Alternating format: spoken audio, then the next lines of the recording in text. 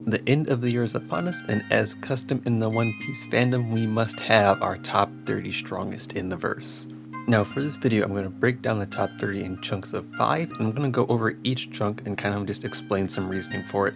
We're not going to go too in-depth, we're just going to do a quick rundown and then move on to the next part. And to clarify, my list does not include any dead characters, it will not include the Old Man Trio, it will not include post-pacifist Akuma, who we all know is top 10, if he's not a robot, and will not include any unknown or really unshown characters, that'd be like Im-sama. If you want to skip to any point of the list, or you want to see the entire list completed, there should be chapters in the description below that you can choose from. Now let's take a look at our first 5. Immediately I know people are going to see Shiryu at the bottom sitting at 30, and let me just say, we don't really have any strong feats for Shiryu. We know he's pretty much the second in command of Blackbeard's crew. We know that he rivaled Magellan in terms of strength, but that's about it. He has the invisible fruit, which, to be honest, as far as observation haki goes, that shouldn't be a strong point, and we haven't really seen anything else special from him. In general, I think pretty lowly of Blackbeard's crew. I think they have numbers, but necessarily strength and coordination, so the fact that he even made it to the 30s kind of surprised for me, but I think he should be strong enough considering he's going to be an in-game opponent that he fits the list. I have Magellan above him because even though I think they rival in power, I still would say Magellan is stronger. And I have Jack over Boa because I think Jack just has insane durability that he could outlast Boa Hancock.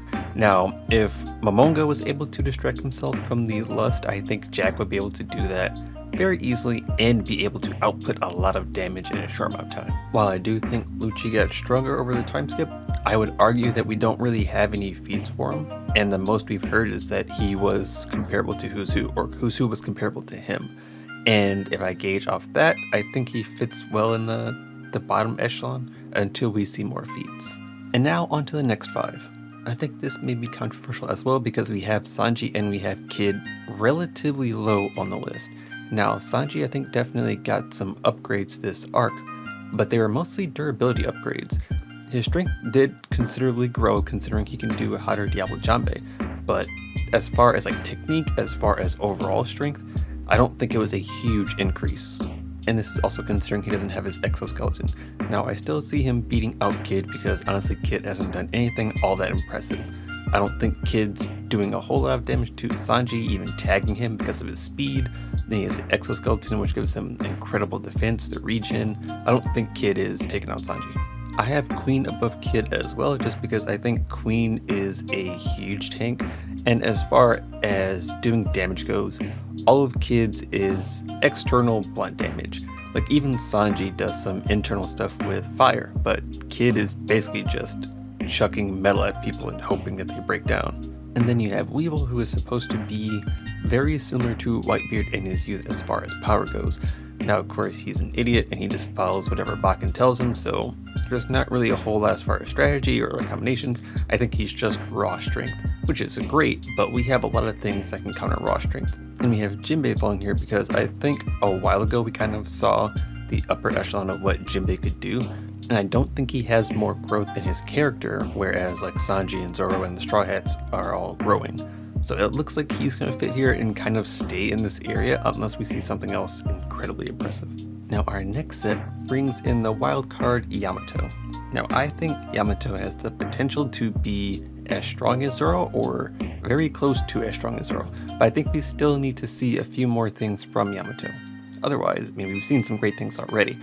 Devil Fruit's pretty powerful, able to go one-on-one with Kaido for a little bit, able to use Conqueror's Haki, able to use Armament Haki, pretty much got all the makings of a top tier fighter.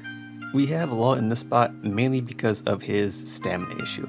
If he didn't have like the whole it drains a lot of his stamina issue backing up his powers, he would definitely be a top 10. Even so, just based on ability and strategy alone, Law is a very top tier fighter. And I think he ends up losing out to King because while he can probably dismantle and rearrange King, I don't know if he can do damage to King. If he would be fast enough to react like Zoro was when King turns off his flames, or if he could even do some kind of surgery to adjust that. Basically, he would have to figure out a way to do damage to King without being taken out.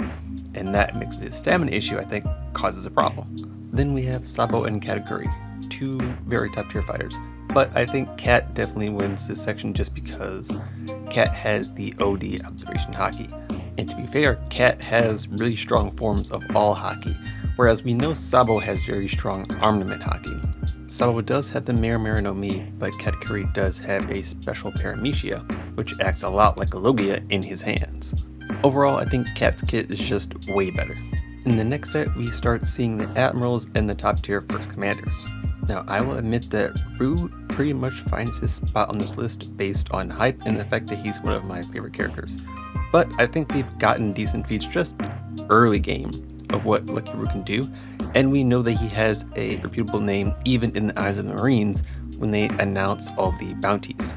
Plus, he's been said to have crazy speed and he gets the first kill of the show, so I think he has enough merit to his name. Plus, we know that he's on a Yonko crew as one of the top combatants and commanders, so I think he earns this spot. Doflamingo is pretty self-explanatory, one of the probably tankiest people in the One Piece verse, as far as one of the most versatile. He knows how to use his fruit very well and he has it awakened, so he has a lot at his disposal. That being said, I think he's still losing out to the Admirals and Beckman. Even without the altercation between Beckman and Kizaru at Marineford, I think Ben Beckman should be very similar to how Marco was, as far as being able to tango with Admirals with no problems. And as far as I've seen, I still have the old school Admirals over the new school Admirals. And now we step into the top 10. And yes, two Straw Hats have made it to the top 10. We have Luffy and we have Zoro, who have ascended to the highest of ranks. Throughout the course of the story, whenever Luffy really gets a substantial power up, we usually see Zoro follow suit. And in Wano, we've seen Luffy pretty much advance his haki to the highest tiers. He has Ryo.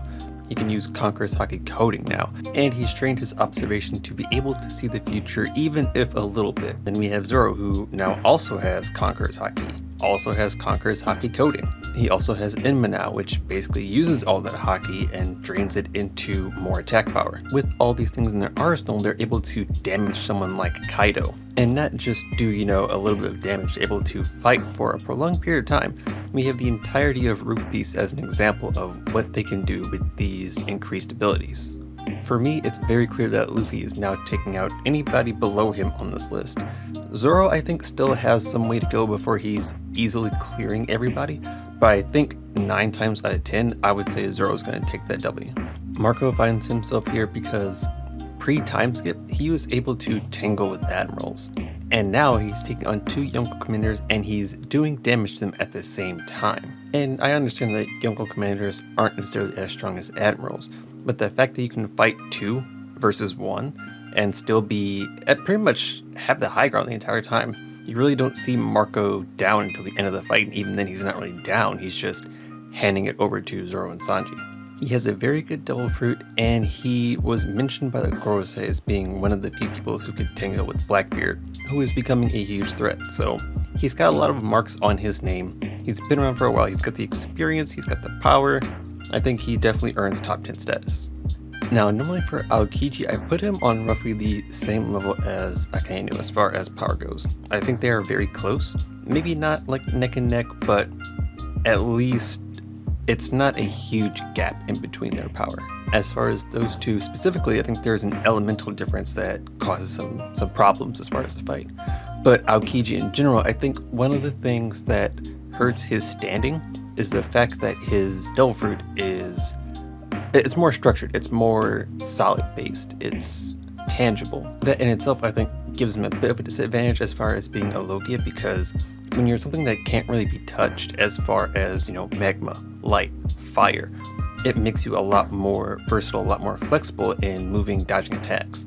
Whereas if he takes an attack, he kind of has to rebuild himself. And we have Blackbeard waiting outside the door of top 5. Now, I do think Blackbeard is a strong opponent. I think he's being set up to be in-game for sure. But I have always seen Blackbeard as a poor fighter. He has the power, he's never been great with using it. He is a strategist.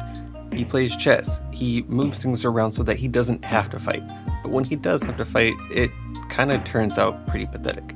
But he has 2 of the strongest powers in the verse, and we can't discount that.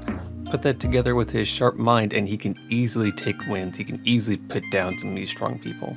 However, I still think he's new and relatively young as far as power creep goes. I think we won't see his power creep until he really becomes a main focal point of the story. So I'm still putting him below the OGs, the original Yonko, the original strong people. And finally, the top 5. Now I think this has been my top 5 for some time now. I don't think this changes too much. I haven't seen many changes in the story that would make me think otherwise. I think from what we've seen in Wano alone, Kaido and Big Mom earn their spots at the top. Kaido for sure. He's been fighting basically everybody in this arc, and he still has not gone down yet. And Big Mom has been a monster since she was introduced. She's been tanking stuff, she's been fighting not as much as Kaido, but pretty much on the same level as Kaido, as far as the damage she's taking, the people she's going against, what she's doing back to them. Now Shanks is ever the enigma. We have no real idea of how he fights or what he does. We know he has strong haki. We know he's, to some degree, a swordsman, but that's about it. He used to clash with Mihawk, and those were legendary duels. I think a lot of his past history speaks for himself as far as who he's battled against, be it Mihawk, be it Blackbeard, be it clashing with Whitebeard, be it stopping the war. So he's got a lot of past events that kind of speak for him, but he doesn't really have feats. And that's generally why I can't put him at top 1. Until he has feats that make me, wow more than Kaido does, he's gonna stay at 3. Akainu being the fleet admiral, being the winner of the admiral fight, and overall just having like the bloodlust and the drive to be this powerful, to be able to, apply justice. I think that gives him this spot. I think he's set to be another one of the in-game bosses. Not the final boss, but definitely an in-game boss. He also has a solid track record that speaks for him pre-time skip, but should say what he's going to be post-time skip. Mihawk is here because he's one of the OGs. He's dueled with Shanks. He is the world's strongest swordsman. He has the title, he has prestige, he has the clout to sit in top 5. And the stronger we see Zoro, the stronger we see Mihawk, because we know Mihawk is where he has to achieve. He's got to be able to go above that, and we know he's not there yet. So while Zoro is already this strong to be in top 10, Mihawk has to be stronger than that. Yes, that is my list. Kaido is top 1 until proven otherwise. Let me know what you guys think down below. Leave your lists if you'd like. And have a great new year. Catch you on the next one. Bye. They say that kings aren't born with me, and maybe I'd agree if I weren't born this way. I know that sometimes I don't have a lot to say, but this scepter has my name in